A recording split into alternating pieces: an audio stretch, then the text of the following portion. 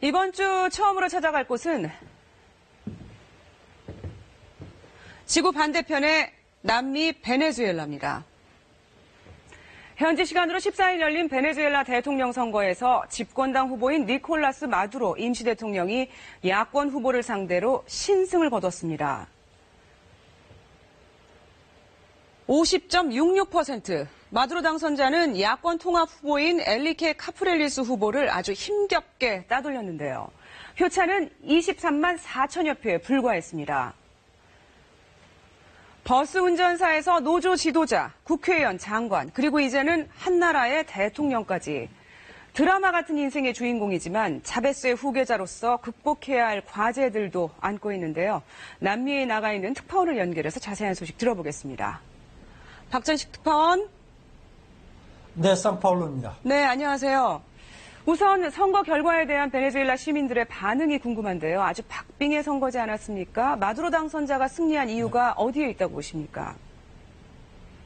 아무래도 국민 절대 다수를 차지하고 있는 빈곤층의 선택이 결정적인 작용을 한 것으로 볼 수 있습니다. 이번 니콜라스 마두로 여당 후보의 승리로 베네수엘라는 당분간 좌파 지도자를 필두로 한 사회주의 세력들이 집권을 연장하게 됐는데요. 차베스 전 대통령이 마지막 암수술 직전 후계자로 지목했던 마두로 부통령은 선거 기간 내내 차베스의 분신임을 자처했습니다. 따라서 비록 근소한 차의 승리이긴 하지만 일단 반미, 반제, 빈민층을 위한 사회주의를 필두로 한 이른바 차베스주의는 생명을 연장하게 됐습니다. 당선이 확정된 뒤에 마두로는 축하 연설에서 차베스가 이끌었던 14년이 연장되는 것이다 이런 소감을 밝혔는데요. 차베스의 아들이라고도 불리고 있는 이 새로운 리더, 어떤 인물인가요?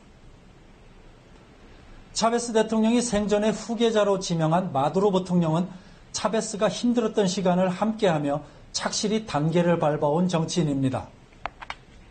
절대 권력자 차베스가 암에 걸려 사망하기까지 마지막 2년 동안 가장 믿고 아꼈던 이른바 제2인자였는데요.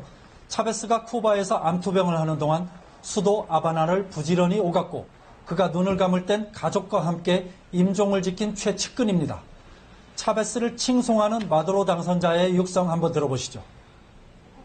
Chávez, te lo juro, hemos cumplido el juramento. Independencia y patria socialista. 마두로는 20년 전 감옥에 있던 차베스와 처음 인연을 맺은 뒤 베네수엘라의 주요 보직을 두루 거쳤습니다. 공공버스 운전사에서 노조 지도자로 그 후 차베스를 도우며 정계에 함께 발을 내딛었는데요. 극단적 강경파로 분류되지만 동시에 실용적 지도자라는 평가도 있습니다. 반면에 비판적인 시각도 만만치 않은데요. 차베스의 꼭두각시라는 오명과 능력을 제대로 검증받은 적이 없다는 지적은 큰 취약점으로 꼽힙니다. 앞으로 자신의 능력을 얼마나 입증해 보일지는 온전히 그 자신의 몫이라고 할 수 있습니다. 그리고 이 패배한 야권 후보 측에서 정부의 선거 개입 의혹을 제기하고 있다던데요. 네, 야권 통합 후보인 카프렐레스는 선거 결과가 발표되자 받아들일 수 없다면서 강하게 반발하고 있습니다. 워낙 근소한 표차인데다가 개표 과정과 그 결과를 믿을 수 없어 재검표를 하라는 주장인데요. 그 이면에는 정부 여당의 노골적인 부정선거 의혹이 자리 잡고 있습니다. Mientras tanto, nosotros no vamos a reconocer un resultado hasta tanto aquí no se cuente cada voto de los venezolanos. 사실 여당 후보 마두로는 차베스 추모 행사를 빌미로 야당 후보에 비해 100배 이상 TV 노출을 많이 하는 등 훨씬 우월한 지위 속에서 선거운동을 벌여왔습니다. 여기에다 지난해 10월 대선에서 차베스와 맞붙어 선전했던 카프릴레스 야당 후보가 여러 가지 악조건 속에서도 1.59%포인트라는 아주 근소한 표차로 턱 밑까지 바짝 쫓아왔기 때문에 더더욱 선거 결과를 받아들이기 힘든 상황입니다. 하지만 차베스 지지자들이 장악하고 있는 베네수엘라 선관위와 대법원 등이 개표 결과를 번복할 가능성은 현재로서는 적어 보여서 베네수엘라 전국 혼란은 당분간 계속될 것으로 전망됩니다. 이 마두로 새 대통령이 안고 있는 문제는 그것뿐만이 아닙니다. 이 세계 최악의 범죄율, 생필품인 식료품 의약품의 만성적인 부족, 두 자릿수 실업률, 이 차베스 장기 집권 14년이 남긴 숙제들인데요. 이 박정식 특파원, 이 마두로 당선자가 이런 부분을 어떻게 해결할까요? 이 차베스의 정책 기조를 바꿀 것으로 보십니까? 현재로서는 마두로 당선자가 차베스의 정책을 크게 바꿀 가능성은 적어 보입니다.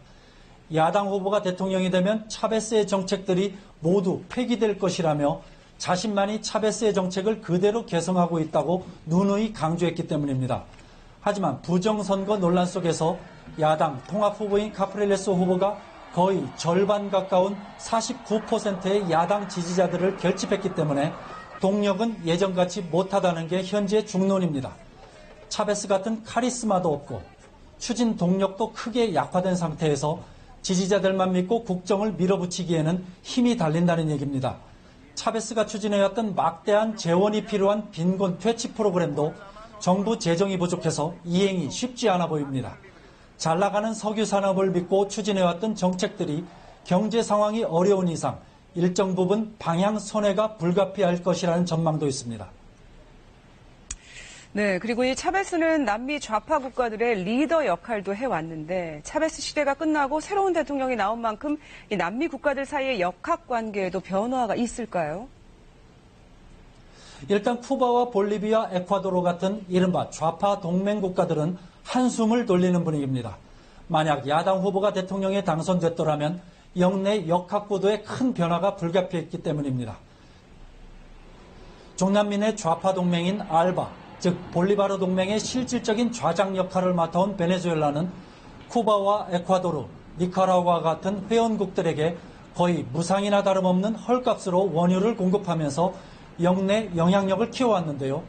차베스 사망 이후 에콰도르의 코레아 대통령 등이 알바의 새로운 리더로 언급되고 있습니다만 차베스와 같은 리더십을 발휘하는 데에는 한계가 있을 것이라는 전망이 많습니다. 이제 마두로 정부가 들어서게 되면 단기적으로는 차베스 전 대통령의 반미 의지를 계승을 하겠지만 이 베네수엘라 경제 상황이 좋지 않은 만큼 결국 미국과의 관계 개선을 도모하지 않을까 싶은데요. 네, 일단 완전한 차베스 계승을 천명해온 만큼 마두로 신임 정부도 미국과의 대립각을 당분간은 세울 것으로 예상할 수 있습니다. 하지만 베네수엘라는 원유 매장량으로 사실상 1위 국가이지만 오히려 정제한 석유를 수입했어야 하는 등 석유 산업 구조의 한계를 갖고 있는데요.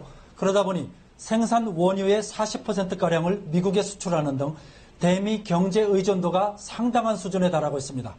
이런 상황에서 마두로 신정부가 어떤 식으로 미국 오바마 정부와의 관계를 새로 풀어나갈지 관심이 모아지고 있습니다. 더불어 2008년 이후 500억 달러 가까운 차관을 끌어다 쓰고 있는 중국과도 장기적인 투자 가능성을 고려해 우호적인 관계를 이어나갈 것으로 전망됩니다. 박정식 특파원 고맙습니다. 네, 상파울루였습니다. 베네수엘라 새 대통령 당선 소식이었습니다.